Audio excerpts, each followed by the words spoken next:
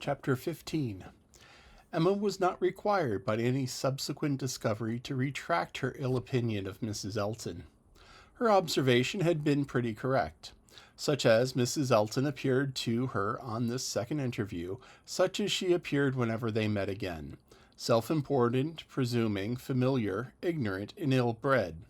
She had little beauty and little accomplishment, but so little judgment that she thought herself coming with superior knowledge of the world to enliven and improve a country neighborhood, and conceived Miss Hawkins to have held of such a place in society as Mrs. Elton's consequence only could surpass. There was no reason to suppose Mr. Elton thought at all differently from his wife. He seemed not merely happy with her, but proud. He had the air of congratulating himself on having brought such a woman to Highbury, and not even Miss Woodhouse could equal, and the greater part of her new acquaintance disposed to commend, or not in the habit of judging, following the lead of Miss Bates's good will, or taking for granted that the bride must be as clever and as agreeable as she professed herself. Very well satisfied, so that Mrs. Elton's praise passed from one mouth to another as it ought to do, unimpeded by Miss Woodhouse, who readily continued her first contribution and talked with the good grace of being very pleasant and very elegantly dressed. In one respect, Mrs. Elton grew even worse than she appeared at first. Her feelings altered towards Emma.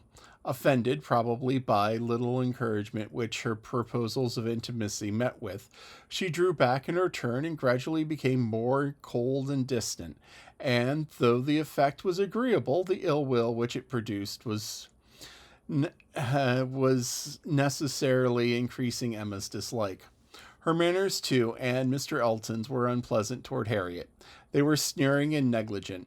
Emma hoped it must rapidly work Harriet's cure, but the sensations which could prompt such behavior sunk them both very much. It was not to be doubted that poor Harriet's attachment had been an offering to conjugal unreserve, and her own share in the story, under a coloring at the least favorable to her and the most soothing to him, had in all likelihood been also given. She was, of course, the object of their joint dislike. When they had nothing else to say, it was always easy to begin abusing Miss Woodhouse, and the enmity which they dared not shew in open disrespect to her found a broader vent in contemptuous treatment of Harriet. Mrs. Elton took a great fancy to Jane Fairfax, and from the first. Not merely when a state of warfare with one young lady might be supposed to recommend the other, but from the very first, when she was not satisfied with expressing a natural and reasonable admiration, but without solicitation or plea or privilege, she must be wanting to assist and befriend her. Before Emma had forfeited her confidence, and the third time of their meeting, she heard all Mrs. Elton's knight-errantry on the subject. Jane Fairfax is absolutely charming, Miss Woodhouse. I quite rave about Jane Fairfax. A sweet, interesting creature, so mild and ladylike, and with such talents. I assure you, I think she has very extraordinary talents. I do not scruple to say she plays extremely well.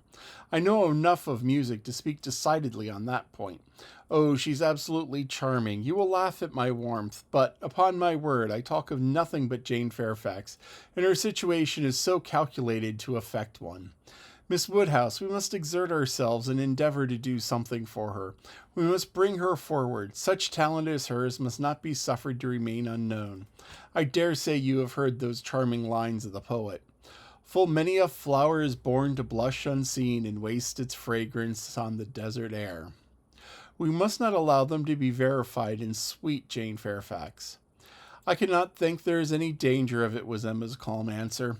And when you are better acquainted with Miss Fairfax's situation and understand what her home has been with Colonel and Mrs. Campbell, I have no idea you will suppose her talents can be unknown.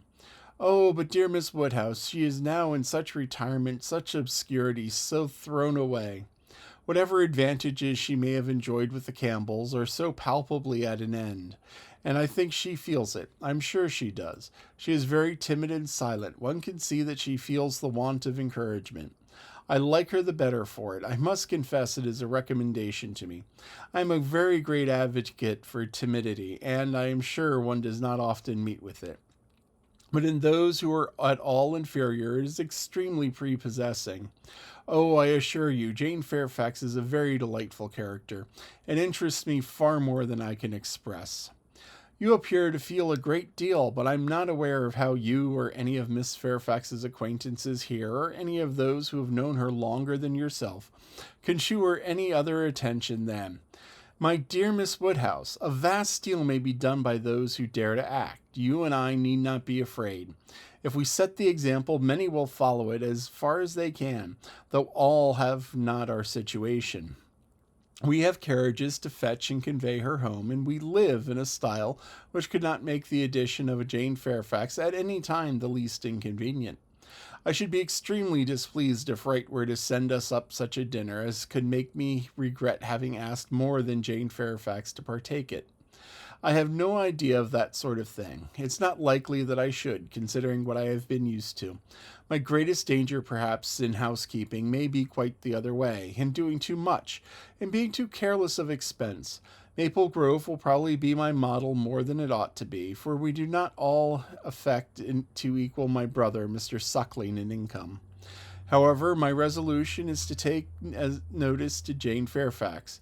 I shall certainly have her very often at my house, shall introduce her wherever I can, and shall have musical parties to draw out her talents, and shall be constantly on the watch for an eligible situation. My acquaintance is so very extensive that I have little doubt of hearing of something to suit her shortly. I shall introduce her, of course, very particularly to my brother and sister when they come to us. I am sure they will like her extremely, and when she gets a little acquainted with them, her fears will completely wear off, for there really is nothing in the manners of either, but which is highly conciliating. I shall have her very often indeed when they are with me, and I dare say we shall sometimes find a seat for her in the barouche landau in some of our exploring parties. Poor Jane Fairfax, thought Emma.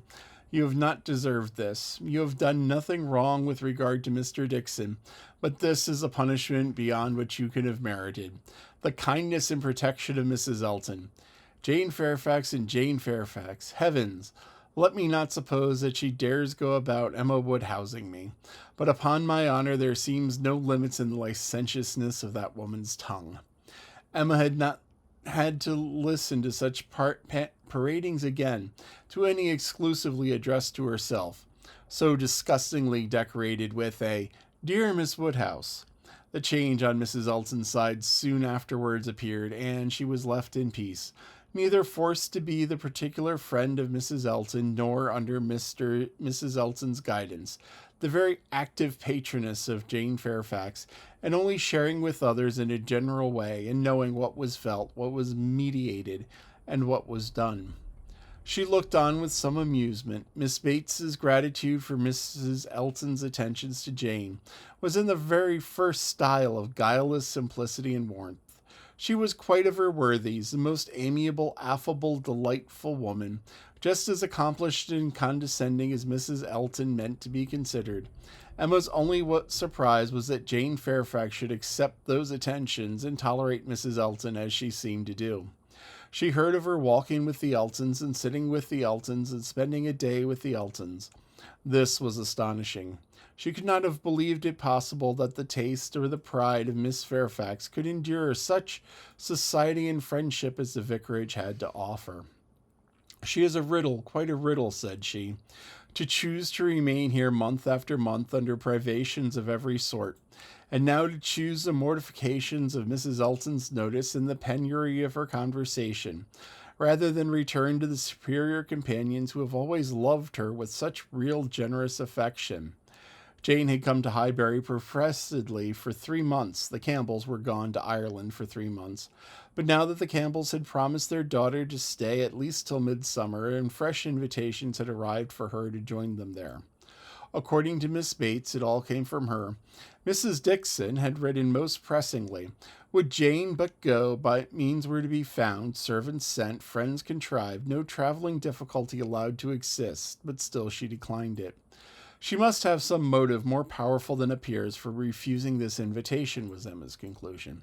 She must be under some sort of penance inflicted either by the Campbells or herself. There's great fear, great caution, great resolution somewhere. She is not to be with the Dixons. The decree is issued by somebody. But why must she consent to be with the Eltons? Here is quite a separate puzzle. Upon her speaking with her wonder aloud on the part of the subject, before the few who knew her opinion of Mrs. Elton, Mrs. Weston ventured this apology for Jane. We cannot suppose that she has any great enjoyment at the vicarage, my dear Emma, but it is better than always being at home. Her aunt is a good creature, but as a constant companion must be very tiresome. We must consider what Miss Fairfax quits before we condemn her taste for what she goes to. You are quite right, said Mrs. Weston, said Mr. Knightley warmly. Miss Fairfax is as capable as any of us of forming a just opinion of Mrs. Elton. Could she have chosen with whom to associate, she would have not chosen her. But, with a reproachful smile at Emma, she receives attentions from Mrs. Elton which nobody else pays her. Emma felt that Mrs. Weston was giving her momentary glance, and she was herself struck by his warmth. With a faint blush, she presently replied, Such attentions as Mrs. Elton's, I should have imagined, would rather disgust rather than gratify Miss Fairfax. Mrs. Elton's invitations I have imagined anything but inviting. I should not wonder, said Mrs. Weston, if Miss Fairfax were to have been drawn on beyond her own inclination by her aunt's eagerness in accepting Mrs. Elton's civilities for her. Poor Miss Bates may very likely have committed her niece and hurried her into a greater appearance of intimacy than her own good sense would have dictated, in spite of the very natural wish of a little change. Both felt rather anxious to hear him speak again, and after a few minutes of silence he said, Another thing must be taken into consideration too. Mrs. Elton does not talk to Miss Fairfax as she speaks of her. We all know the difference between the pronouns he or she had thou in the plainest spoken among us. We all feel the influence of something beyond common civility in our personal intercourses with each other, a something more implanted. We cannot give anybody the disagreeable hints that we may have been very full of the hour before.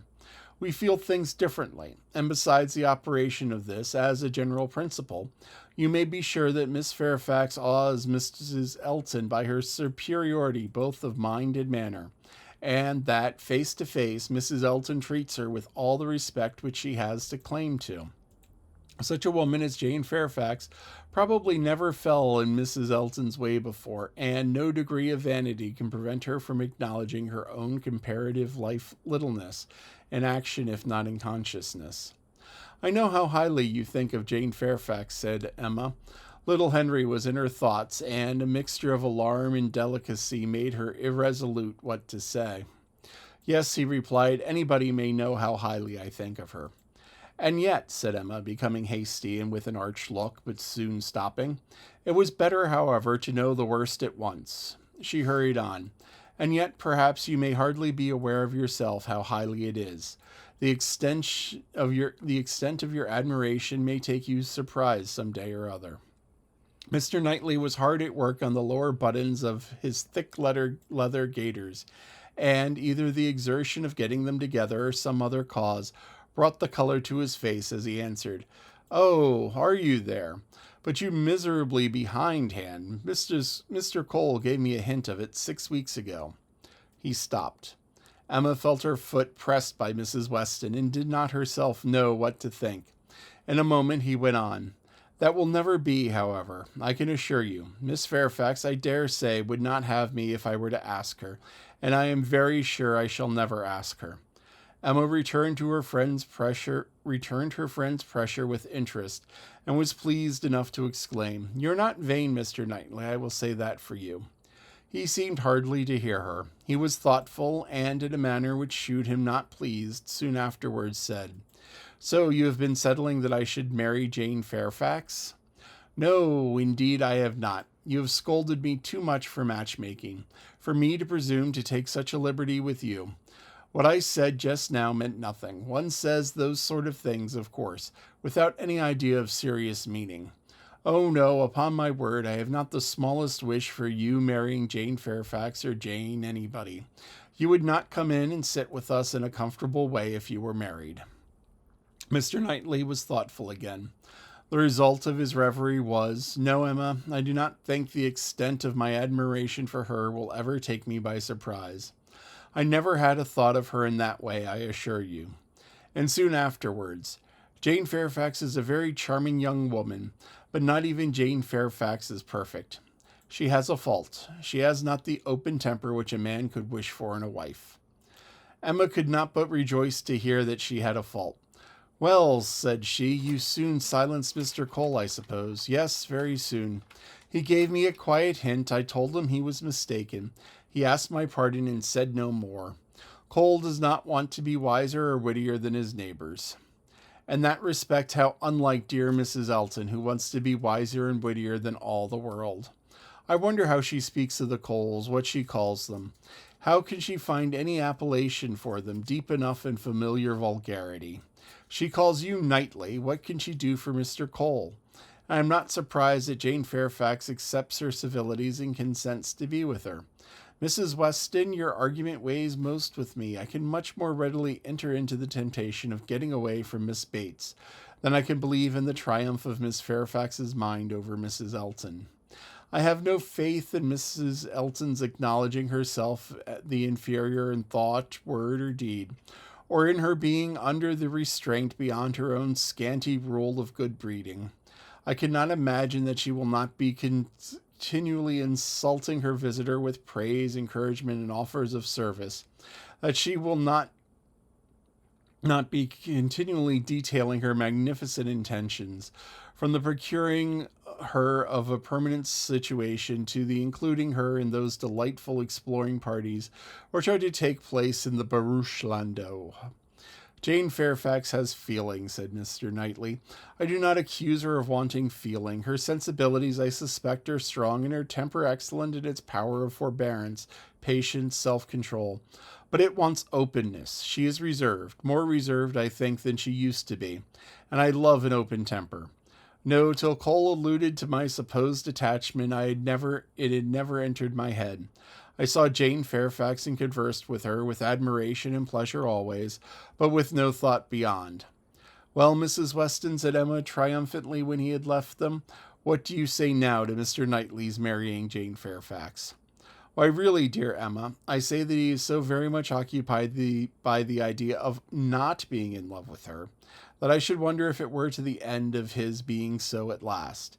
Do not beat me.